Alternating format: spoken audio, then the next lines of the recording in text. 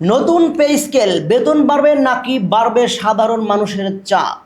সরকারি চাকুরিজীবীদের বহুল প্রতীক্ষিত নতুন পে স্কেল চলতি বছরের মধ্যেই বাস্তবায়ন করা হবে বলে জানিয়েছেন অর্থমন্ত্রী আমির খসরু মাহমুদ চৌধুরী। তবে চূড়ান্ত সিদ্ধান্তের আগে আরও কিছু বিষয়ে আলোচনা ও পর্যালোচনা প্রয়োজন বলেও জানিয়েছেন তিনি। এই ঘোষণার পর স্বাভাবিকভাবেই সরকারি চাকরিজীবীদের মধ্যে নতুন করে আশার সৃষ্টি হয়েছে, কারণ দীর্ঘদিন ধরে নতুন বেতন কাঠামোর অপেক্ষায় রয়েছেন তারা। প্রস্তাবিত নবম পে স্কেলে 20টি গ্রেড বহাল রেখে মূল বেতন সর্বোচ্চ প্রায় 100% পর্যন্ত বাড়ানোর সুপারিশ রয়েছে।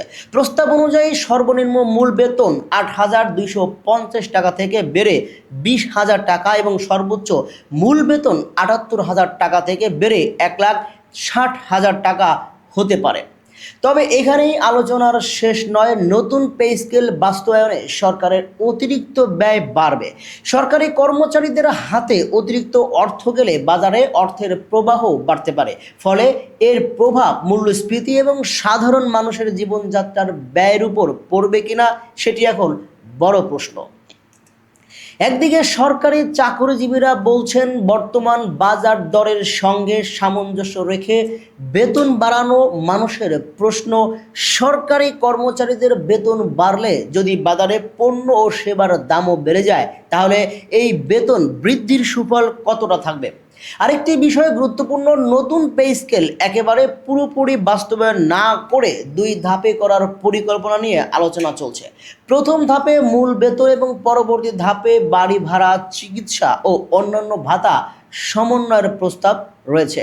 তাই নতুন পে স্কেল শুধু সরকারি চাকরিজীবীদের বেতন বৃদ্ধির বিষয় নয়, এর সঙ্গে রাষ্ট্রের ব্যয়, মূল্যস্ফীতি, বাজার পরিস্থিতি এবং সাধারণ মানুষের জীবনযাত্রার খরচও সরাসরি জড়িত।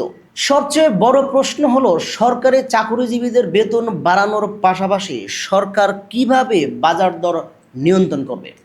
কারণ বেতন বাড়বে, কিন্তু যদি একই সঙ্গে নিত্যপণ্যের দাম বাড়ে, তাহলে বাড়তি আয়ের প্রকৃত সুফল কতটা মানুষ ভোগ করতে পারবেন সেটি এখন দেখার বিষয়। আপনার কি মনে হয়, নতুন পে স্কেল সরকারি চাকরিজীবীদের জন্য স্বস্তি আনবে নাকি এর প্রভাব পড়বে সাধারণ মানুষের উপর?